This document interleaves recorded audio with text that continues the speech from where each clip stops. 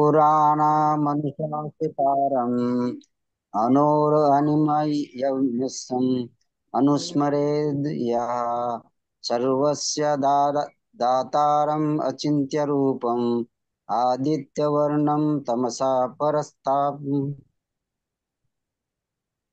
నియమించు వాడును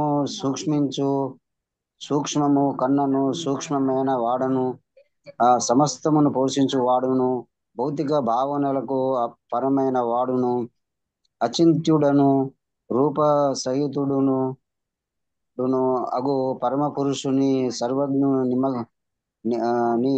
గను మరియు ప్రాచీనునిగను ప్రతి ఒక్కరూ ధ్యానం చేయవలను. సూర్యుని వలె తేజో సంపన్నుడగు మరియు దిగుడను అగు అతడు భౌతిక ప్రకృతికి అతీతుడు. హరే కృష్ణ. హరే కృష్ణ. హరే కృష్ణ ప్రభు. చదవండి ప్రభు. హరే కృష్ణ ప్రభు. హరే కృష్ణ.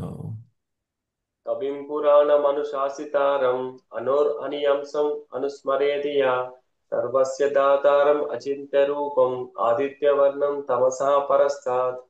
నియమించువాడును సూక్ష్మం కన్నను సూక్ష్మమైన వాడను సమస్తములను పోషించువాడును భౌతిక భావనలు పరమైన వాడును అచింతుడను రూప సహితుడగు పరమ పురుషుని సర్వజ్ఞానినగు మరియు ప్రాచీనగను ప్రతి ఒక్కరూ ధ్యానం చేయవలను.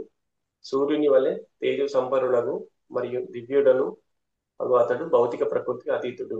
హరే కృష్ణ. హరే కృష్ణ. సో ఈ యొక్క శ్లోకంలో ఏదైతే ఉన్నదో భగవంతుని యొక్క 10 విశేష లక్షణాలని మనకు చెప్పేటువంటి ప్రయత్నం జరిగిందనమాట. సాక్షాత్తు భగవానుడే మనకు ఆ 10 విశేష లక్షణాలన్నీ చెప్పేటువంటి ప్రయత్నం చేశారు. సో దీన్ని ఒక విధంగా ఏంటంటే ఒక స్తుతిగా మనం చెప్పుకోవచ్చు. స్తుతి లేదా స్తోత్రం అంటుంటారు కదా. సో అట్లా అనమాట. మొట్టమొదటిదండి కవిం. కవిం అంటే త్రికాలములను తెలిసినటువంటి వాడు. మనకి తెలుగులో అంటుంటారు రవికాంచని చోట కవికాంచును. అంటే రవి అంటే సూర్యుడు ఎప్పుడు చూడగలడు? ప్రస్తుతం ఏదైతే ఉన్నదో మనము పగటిలో ఉండేటువంటి మాత్రమే చూడగలము. కానీ పగటికి ముందు పగటికి తర్వాత ముందు జరిగినది తర్వాత జరిగింది మనకి ఎలా తెలియదో ఇది తెలిసినటువంటి వారిని కవిం అంటారనమాట. ఆ భగవానుడి గురించి చెప్పేటువంటిది అనమాట. సో ఇదే విషయాన్ని గజేంద్ర మోక్షంలో ఒక తెలుగులో పోతనాచార్యుల వారి పోతనమాచుల వారి గజేంద్ర మోక్షంలో చెప్తారనమాట. లోకంబులు లోకేశులు లోకస్తులు తెగిన తుదిన లోకంబగు పెంజీకటి కవ్వల నెవ్వడంకే కాకృతి వెలుగునతని నే సేవింతున్. ఆయన యొక్క భగవానుడు ఎక్కడ ఉంటాడంటే ఆయన ఈ లోకములన్నిటికీ అతీతమైనటువంటి భగవానుడు ఎవరైతే ఉన్నారో ఆయనను నేను సేవిస్తున్నానని గజేంద్రుడు అంటాడు గజేంద్ర మోక్షంలో అనమాట.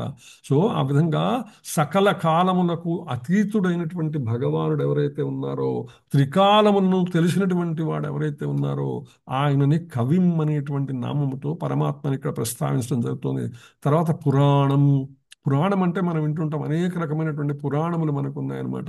మన యొక్క శాస్త్ర వాంగ్మయాన్ని మనం గనక చూస్తే జాగ్రత్తగా వాటిని మనకి ఇతిహాసములు పురాణములు ఉపనిషత్తులు వేదములు వేదాంగములు సంబంధించిన విషయములన్నీ వేదములు లేదా ఉపనిషత్తులుగా మనం చెప్తూ ఉంటాం.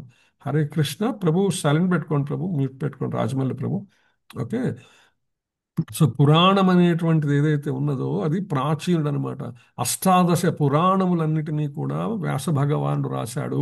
అంతేకాకుండా శ్రీమద్భాగవత పురాణాన్ని అమల పురాణముగా శ్రీమద్భాగవతాన్ని మనకు అందించాడనమాట.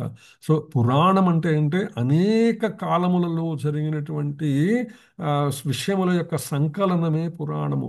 శ్రీమద్భాగవతములో అనేక మంది భాగవతోత్తములు ఒకటి తర్వాత ఒకటి వచ్చినే కాదండి, అనేక సందర్భములలో అవి జరిగి ఉండవచ్చు.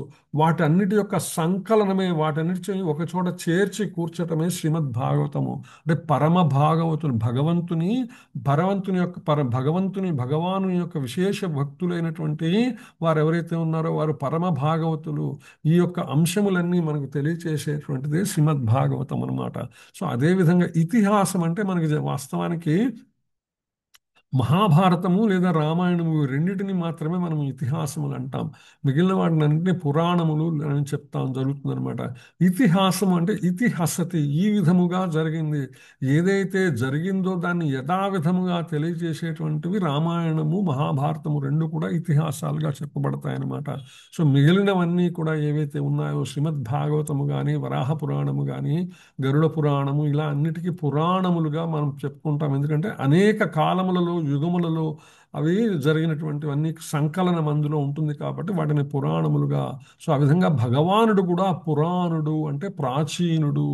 అన్నీ కూడా ఆయన నందు ఉద్భవించినవి. అంటే భౌతిక జగత్తుకు కానీ ఆధ్యాత్మిక జగత్తుకు కానీ మూలమెవరు? భగవానుడే. అందుకని ఆయన పురాణుడు అని చెప్పడం జరుగుతుంది అనమాట. తర్వాత అనుశాసితారం అంటే నియమించువాడు, శాసించువాడు. అంటే ఏ విధంగా అంటే నిరంతరముగా ఈ యొక్క విశ్వమును, ఆధ్యాత్మిక భౌతిక జగత్తులన్నిటినీ కూడా నియమించేటువంటి వాడు, శాసించేటువంటి వాడు ప్రత్యక్షముగా పరోక్షముగా భగవానుడు కాబట్టి ఆయన అనుశాసితారము. తర్వాత అణోఅణీయాంశం, విశ్వములోని ప్రతి అణువులో కూడా ఉన్నటువంటి వాడు, జీవకోటిలో నివసించేటువంటి వాడు, పరమాత్మగా జీవకోటిలో ఉండేటువంటి వాడు, అదేవిధంగా విశ్వములోని ప్రతి అణువులో ఉన్నటువంటి వాడు. మనం విష్ణు సహస్రనామ స్తోత్రం చదివేటప్పుడు విశ్వం విష్ణుర్వషట్కార భూతభవ్య భవత్ప్రభు అని చెప్పుకుంటాము. సో విశ్వం అంటే విశ్వమే తానైనటువంటి వాడు భగవానుడు. విష్ణువు విశ్వములోని ప్రతి అణువులో ఉన్నటువంటి వాడు విష్ణువు. కాబట్టి విష్ణువు అన్నప్పుడు అణోహ అణీయాంశం అనేటువంటి పదం ఇక్కడ చెప్పడం జరిగింది. సర్వము తానైనటువంటి వాడు. మనం సర్వములలో కూడా నిలిచినటువంటి వాడు భగవానుడు అని చెప్పుకున్నాం. మనకి భగవద్గీతలో వస్తుంది సర్వస్య చాహం హృది విష్ణు అంటాడు భగవానుడు. సో అట్లా అనమాట, అంతటా ఉన్నటువంటి వాడు భగవానుడు. ధాతారం అంటే సర్వమును పోషించువటువంటి వాడు. ధాతు అంటే జీవకోటి మొత్తము కూడా ధాతువులచే నిర్మాణమైనది, ధాతువులచే పోషించబడుతున్నది. అందులో పఠవి ధాతు అంటే పృథివీ భూమి, ఆపో ధాతు నీరు, తేజోధాతు వాయోధాతు అంటే భూమి, నీరు, తేజస్సు, శక్తి, వాయువు అనేటువంటి ధాతువుల చేత పోషించబడుతున్నది ఈ భౌతిక ప్రకృతి కానీ మనము కానీ. సో అందుకని వీటన్నిటికీ కూడా మూలం ఎవరు? భగవానుడు. కాబట్టి ఆయన ధాతారం అని చెప్పడం జరిగిందనమాట. సో అలాగే అచించ రూపం, భగవంతుని యొక్క రూపం ఏదైతే ఉందో అది ఊహింప శక్యము కానటువంటి రూపం అనమాట. మనకు విశ్వరూప సందర్శన యోగం 11వ అధ్యాయంలో అర్జునుడు వర్ణిస్తాడు. భగవానుడు ఆయనకి దివ్య చక్షువులు ఇచ్చినప్పటికీ కూడా ఆయన రూపాన్ని అశాంతము చూడలేకపోతాడు అర్జునుడు అనమాట. అందుకని భగవంతుని రూపము భగవానుడు ఇచ్చినటువంటి కనుల ద్వారానే, దివ్యమైనటువంటి నేత్రముల ద్వారానే చూడ సాధ్యము కానటువంటి భగవత్ రూపం ఏదైతే ఉందో అది అచించ రూపము. అది రూపము కలిగినది కానీ మన కన్నులకు, మన భౌతికమైనటువంటి ఇంద్రియముల చేత ఊహింపలేనటువంటిది అనమాట. కానీ భగవంతుని శక్తి ఏదైతే ఉందో మన ఆలోచన పరిధిని మించినటువంటిది. తర్క వితర్కాలు ఆయన ఎప్పుడూ కూడా తాకజాలవు. సృష్టిలో ఉండే గ్రహములన్నీ కూడా భగవంతుని యొక్క శక్తి చేతనే సంచరిస్తున్నాయి. నిజమైనటువంటి జ్ఞానమునకు ప్రతీక ఏంటంటే మనము శాస్త్రములను యథావిధిగా అనుసరించటమే. మనము ఊహించకుండా, మన కల్పనలు మనము చేసుకోకుండా భగవద్గీత భాగవతములలో చెప్పబడినటువంటి అంశములను యథాతథముగా స్వీకరించి, యథాతథముగా అనుసరించి, యథాతథముగా ఆచరించేటువంటి ప్రయత్నము చేయటమే మనం చేయగలిగినటువంటి ఉత్తమమైనటువంటి భగవంతుని సేవ అన్నమాట. రూపం సాకారుడు అయిన ఏ వ్యక్తి అయినా రూపం ద్వారానే గుర్తించబడతాడనే విషయాన్ని మనం మర్చిపోకూడదు. ఆ విధంగా భగవంతుని రూప ప్రస్తావన చేయటం ద్వారా, అంతకు ముందు శ్లోకములలో ధ్యానం అనేటువంటి ద్వారా భగవంతుని రూప ప్రస్తావన అంటే భగవుని యొక్క సగుణ సాకార తత్వాన్ని ఆవిష్కరిస్తూ, ఇక్కడ కూడా భగవంతుని యొక్క సగుణ సాకార రూపాన్ని ప్రస్తావించడం ద్వారా నిరాకారవాదం తిరస్కరించబడింది. భగవంతుని రూపాన్ని మనము ధ్యానము చేయాలనే విషయం మనకు స్పష్టం చేయబడింది. ఇక ఆదిత్యవర్ణ వర్ణం. ఆదిత్య వర్ణం అంటే కాంతి, తేజస్సు అని చెప్పడం జరుగుతుంది అనమాట. సో ఆదిత్య వర్ణం అంటే సూర్యుని వలె తేజస్సు కలిగినటువంటి భగవానుడు. ఆయన సూర్యకాంతిమయమనమాట. అర్జునుడు కూడా అంటాడు, అనేక మంది సూర్యుల కాంతి ఎలా ఉంటుందో అంత విపరీతమైనటువంటి కాంతిని నేను చూడదాలకున్నాను అంటాడు అనమాట. తమస పరస్తాత్ అంటే భౌతిక ప్రకృతికి అతీతుడు.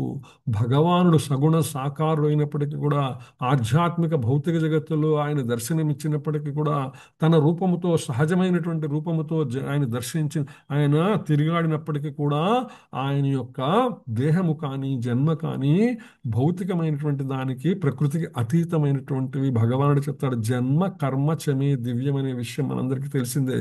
సో ఆ విధంగా చూసుకుంటే మనము భగవాను యొక్క విశేష 10 గుణములు, లక్షణములు ఏవైతే ఉన్నాయో వాటినన్నింటినీ కూడా ఈ శ్లోకంలో సాక్షాత్తు భగవానుడే మన ముందు, కళ్ళ ముందు ఆవిష్కరించేటువంటి ప్రయత్నం చేశారు. అలా చూసుకుంటే ఈ శ్లోకము, రాబోయేటువంటి శ్లోకములకు ఉన్నటువంటి ఏంటంటే, ఇక్కడ కృష్ణుడు భక్తిని వివరిస్తున్నాడు అనమాట. అయితే జనన మరణ విముక్తి లక్ష్యంగా కలిగినటువంటి యోగి ఎవరైతే ఉన్నారో, భక్తితో ఈ గుణములు కలిగిన వానిగా భగవానుని ధ్యానించడం ద్వారా పరమాత్మ అర్థమవుతాడు తప్ప అన్యముగా కాదు అనేటువంటి విషయం చెప్తారనమాట. ఏవైతే ఇక్కడ చెప్పినటువంటి పాదములు ఏవైతే ఉన్నాయో, అనేక ఉపనిషత్తులలో వాటి యొక్క ప్రస్తావన వస్తుంది.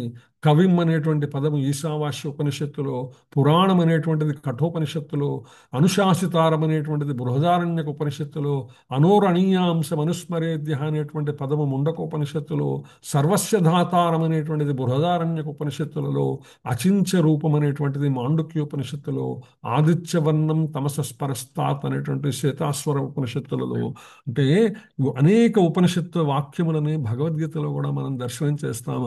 అందుకనే భగవద్గీతని మరొక విధముగా గీతోపనిషత్తు అంటే అనేక ఉపనిషత్తుల సారము, సర్వ ఉపనిషత్తుల సారము భగవద్గీతలో ఉంది కాబట్టి, అక్కడ ఏవైతే చెప్పబడ్డాయో ఇక్కడ కూడా అవే చెప్పబడ్డాయి కాబట్టి భగవద్గీతకి అంత విశేషమైనటువంటి స్థానం ఉందన్నమాట.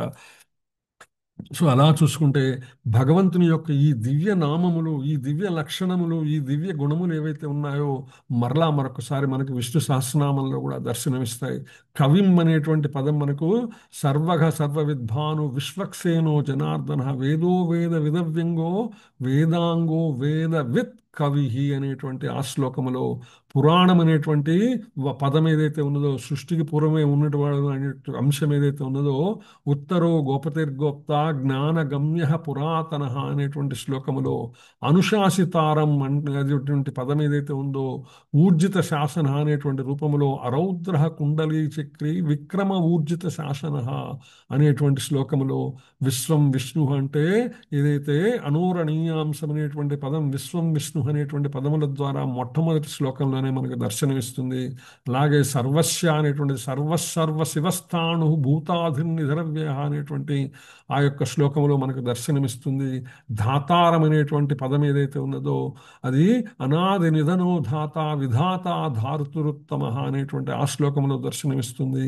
అచించ అనేటువంటి పదం ఏదైతే ఉందో, సహస్రార్చి సప్తజిహ్వ సప్తైదా సప్తవాహన అమూర్తిని అనఘోచించో భయకృత్ భయనాశన అనేటువంటి శ్లోకములో, ఆదిత్యవర్ణం అనేటువంటిది భగవానంది వనమాలి హలాయుధ ఆదిత్యో జ్యోతిరాదిత్య సహిష్ణుర్గతి సప్తమ అనేటువంటి ఆ శ్లోకంలో, తమస పరస్తాత్ అనేటువంటిది మహాభూతో అనేటువంటి పదముగా, అది మహాహరదో మహాగర్తో మహాభూతో మహానిధి అనేటువంటి శ్లోకములో, అంటే విష్ణు సహస్రనామ సంగ్రహ రూపముగా మనం ఒక విధంగా ఈ శ్లోకాన్ని చెప్పుకోవచ్చు అనమాట.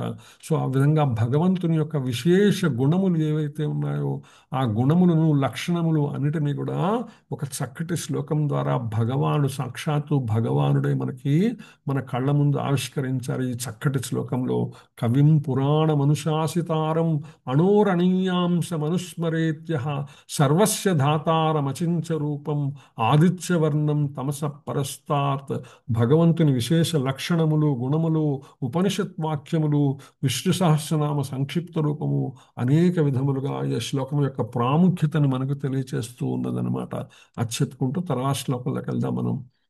ప్రయాణకాలే మనసాచలేన భక్త్యా యుక్తో యోగబలేన చైవ భ్రువోర్मध्ये ప్రాణమావేశ్య సమ్యక్ సతం పరం పురుషముపైతి దివ్యం ప్రయాణకాలే మనసాచలేన భక్త్యా యుక్తో యోగబలేన చైవ భ్రువోర్मध्ये ప్రాణమావేశ్య సమ్యక్ సతం పరం పురుషముపైతి దివ్యం. హరే కృష్ణ. మతజీ చదువుతారు హరే శ్లోకం. కృష్ణ.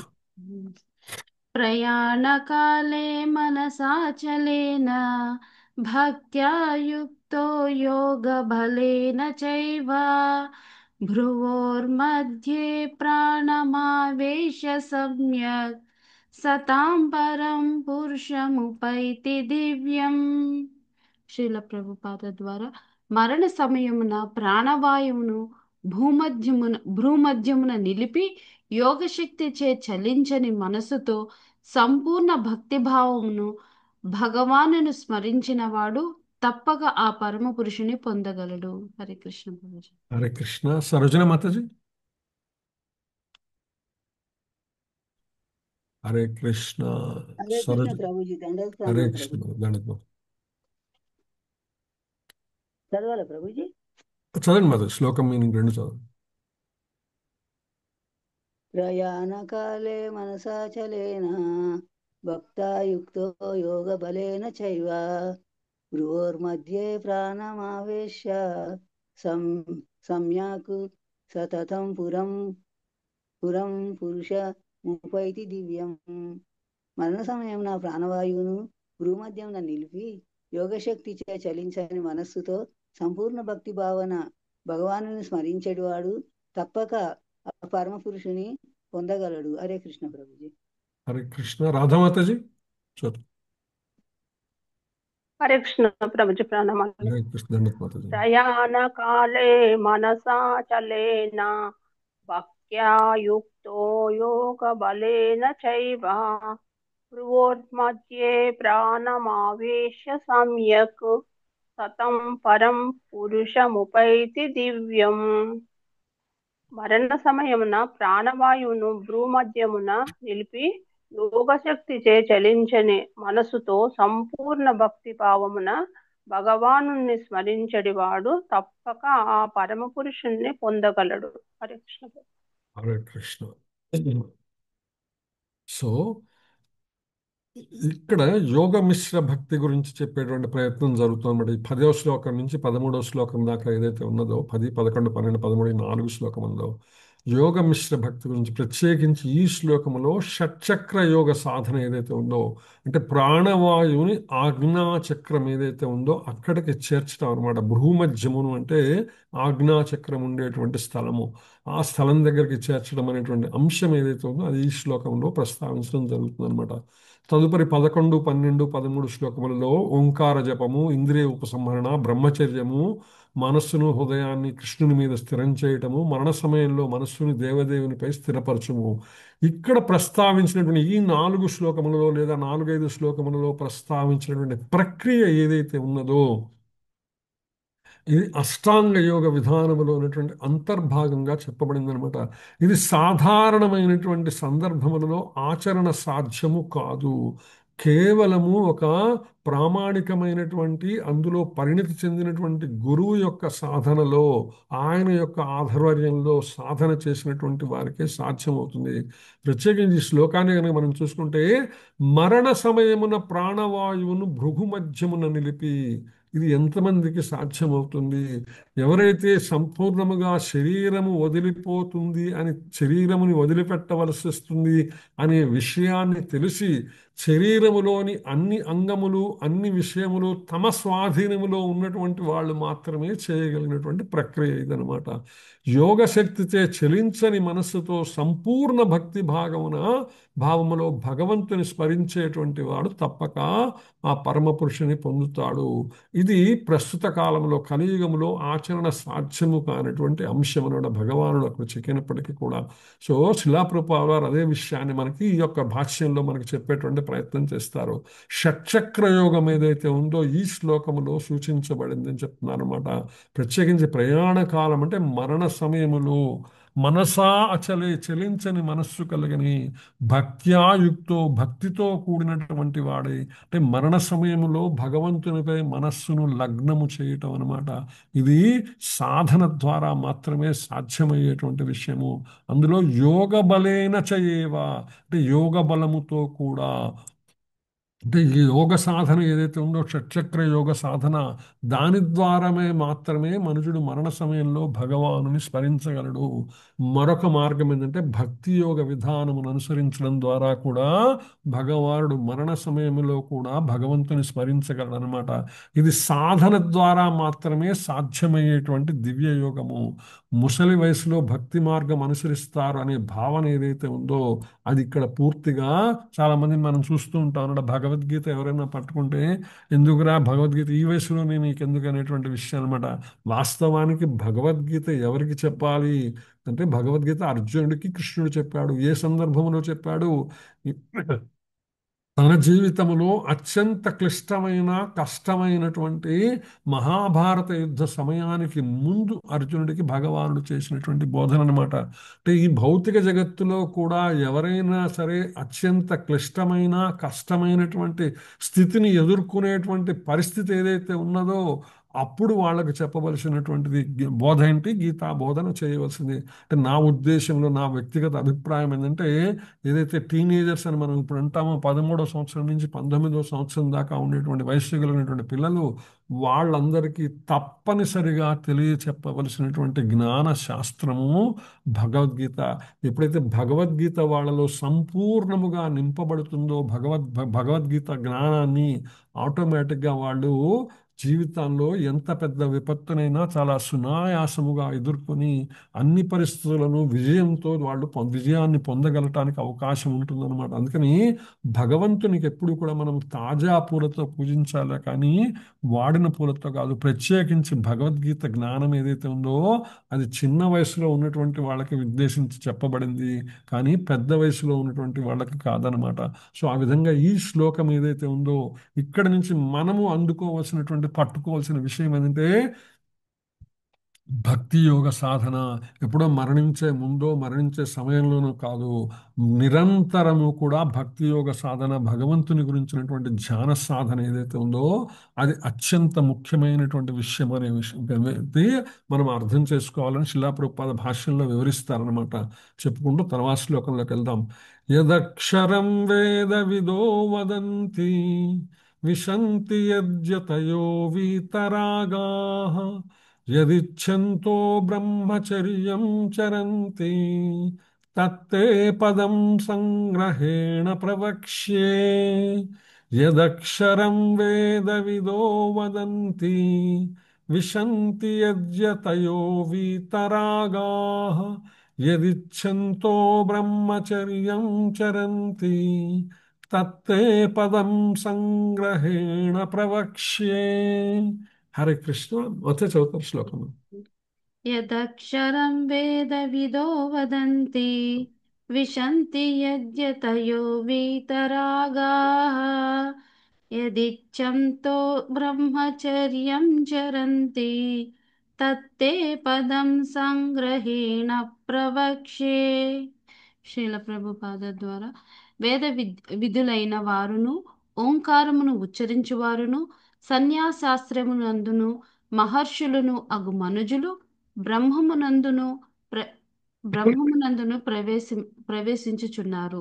అట్టి పూర్ణత్వమును కోరిన వారు బ్రహ్మచర్య వ్రతమును నభ్యసింతురు.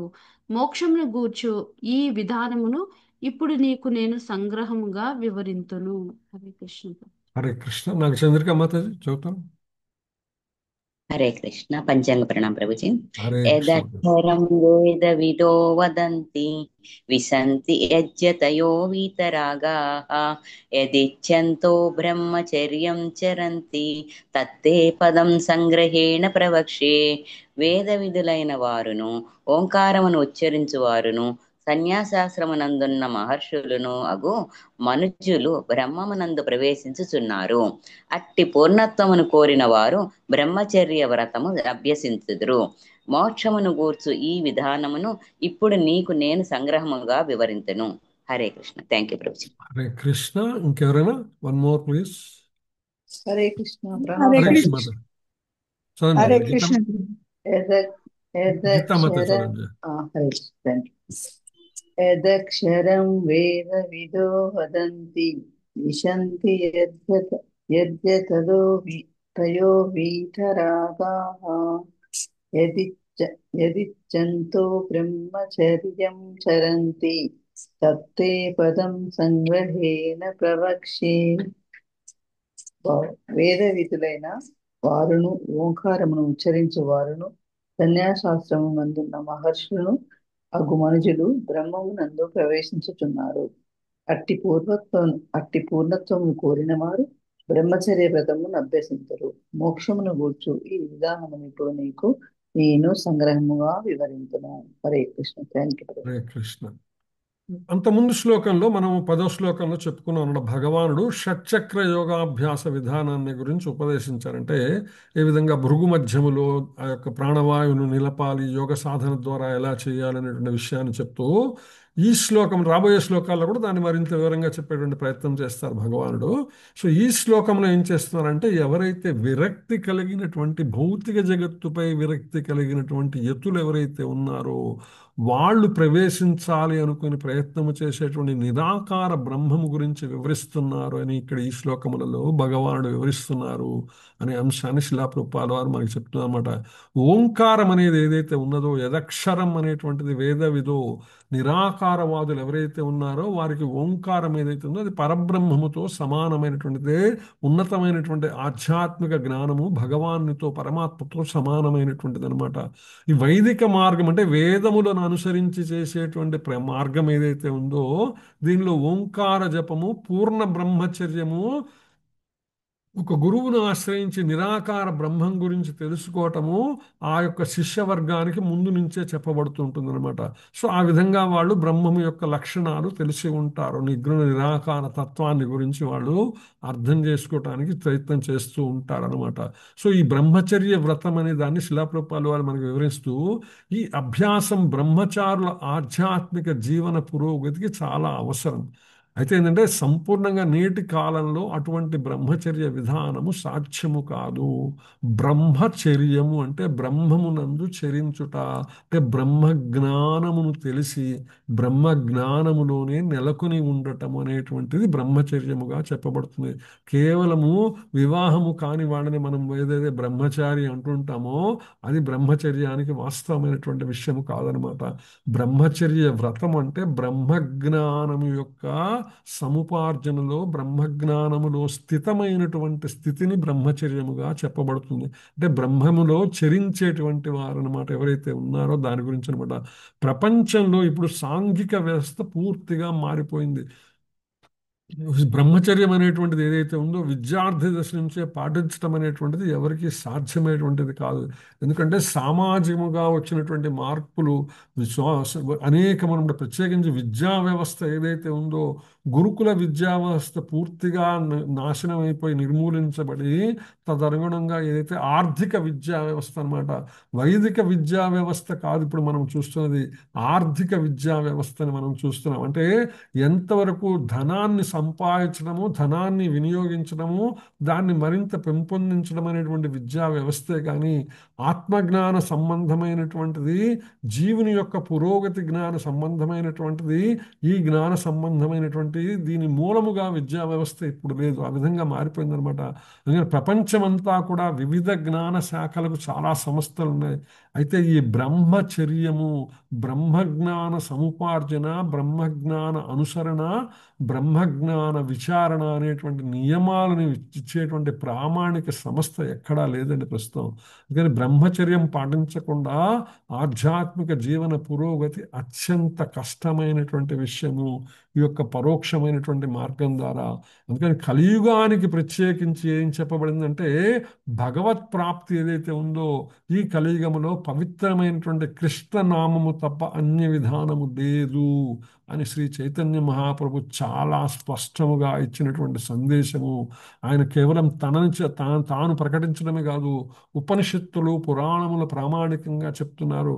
కలిసంతరణోపనిషత్తులో బ్రహ్మ చెప్తారు, బ్రహ్మవాచ హరే కృష్ణ హరే కృష్ణ హరే కృష్ణ కృష్ణ హరే హరే హరే రామ రామ రామ హరే హరే ఇది షోడశకం నామ్నాం కలికల్మషనాశనం నతః పాతరోపాయ సర్వవేదేషు దృశ్యతే అని చాలా స్పష్టంగా కలిసంతరణోపనిషత్తు చెప్తుందన్నమాట. మొత్తం వేద సాహిత్యాన్ని శోధించిన తరువాత కలికల్మష నాశనమునకు 16 పదముల కృష్ణ కీర్తన కంటే అద్భుతమైనటువంటి మతపరమైన పద్ధతి కనుగొనబడలేదు. చాలా స్పష్టముగా కలియుగానికి ఇచ్చినటువంటి ప్రిస్క్రిప్షన్ అనమాట. శ్రీమద్ భాగవతం ఓం నమో భగవతే వాసుదేవాయ అనేటువంటి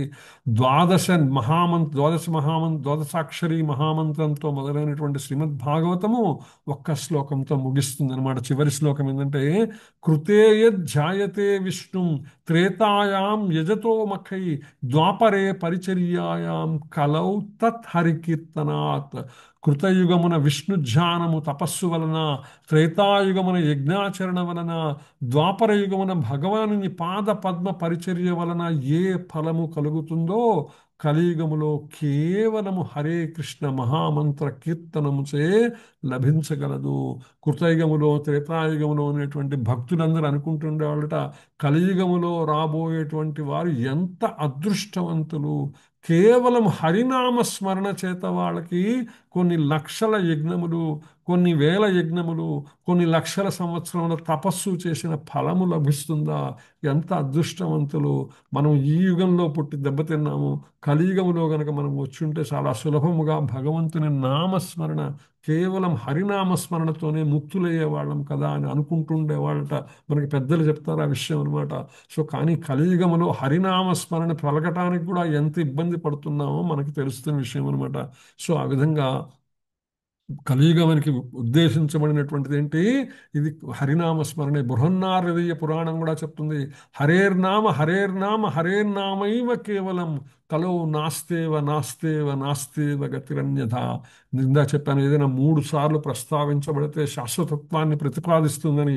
ఇందులో నారదీయ పురాణంలో కూడా హరేర్నామ హరేర్నామ హరేర్నామ అనేటువంటి 3 సార్లు, నాస్తేవ నాస్తేవ నాస్తేవ అనేటువంటిది 3 సార్లు, వేరే మార్గము లేదనమాట.